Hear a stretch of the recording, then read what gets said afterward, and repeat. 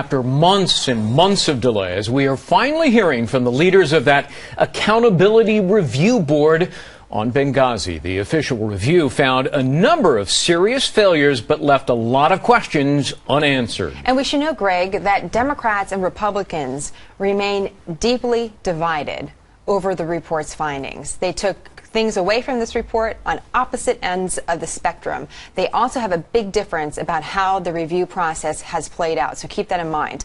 Lawmakers still want to know about requests for extra security before last year's attack on September 11th, and why the Internal Review Board didn't hold higher-ranking officials responsible. Today's hearing marks the first time Chairman and Vice Chairman of the Review Board are giving public testimony. Admiral Mullen today insisting nothing could have been done to save the 4 Americans who lost their lives in the Benghazi attack. Ambassador Pickering laying blame on the terrorists while pointing a finger directly at security failures. Systemic failures and leadership deficiencies at senior levels within 2 bureaus of the Department of State resulted in a security posture at the special mission in Benghazi that was inadequate for the mission and grossly inadequate to deal with the attacks. Parents of 2 of the victims also scheduled to give testimony today. Patricia Smith, mother of Sean Smith, and Charles Woods, father of former Navy SEAL Tyrone Woods. We're still waiting to hear from them, and we'll bring you there when we do. Joining us now from that hearing, Florida Congressman Ron DeSantis. He's the member of the Foreign Committee. He stepped out of the hearing to join us. He's also a member of the Foreign Affairs Committee, which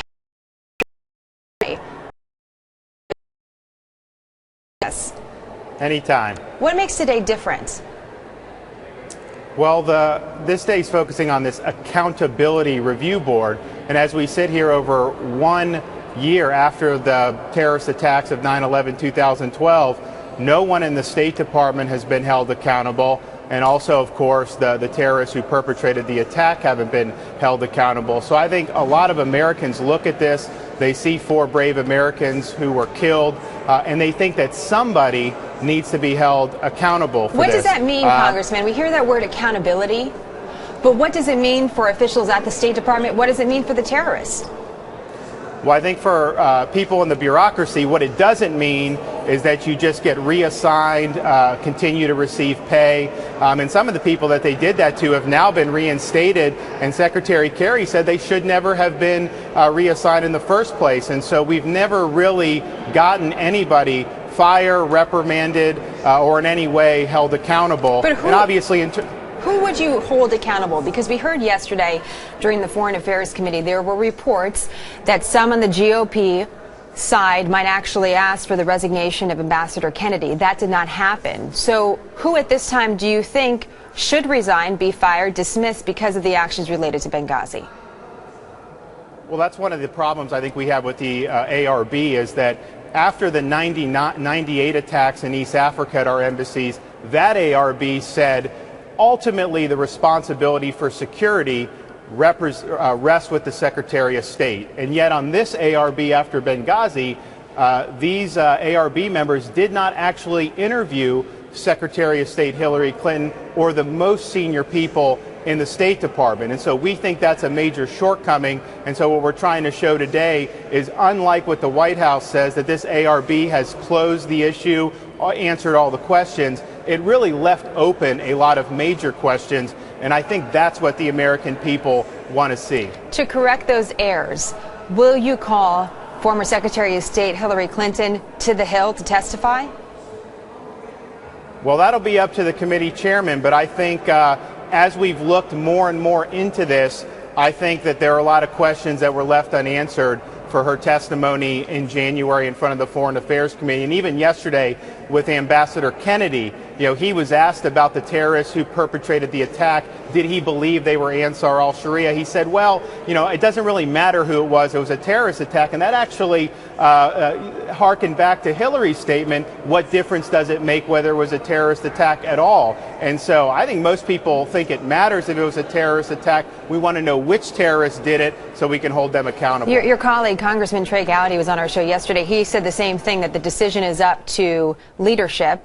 Are you asking leadership, your leadership, to call Hillary Clinton?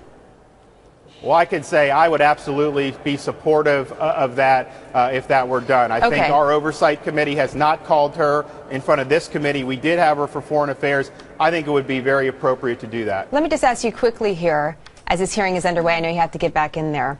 What's next? We've had 3 hearings now in the House Oversight. We've had 4 on foreign affairs, pardon me. What is next in all of this?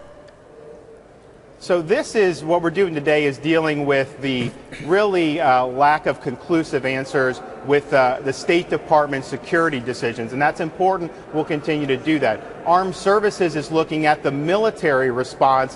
Why weren't any assets at least marshaled to help those guys who were under fire? We got to continue to get answers there. And then I think in terms of finding the terrorists, that may not be something that we're going to hold an oversight hearing on, but I think we're waiting patiently for this. We've heard some people have been indicted who were involved in this, but to this date, no official action has been taken. And one of the lessons of 9/11/2001 was, you know, if you hit us, we are going to hit back. We're going to hold you accountable in one way or another. We know so many of our viewers want answers on this, and I know some of the parents there inside the hearing today also want those answers. Congressman, nice to have you on. Look forward to having you back, sir. Thank you. Okay, thanks.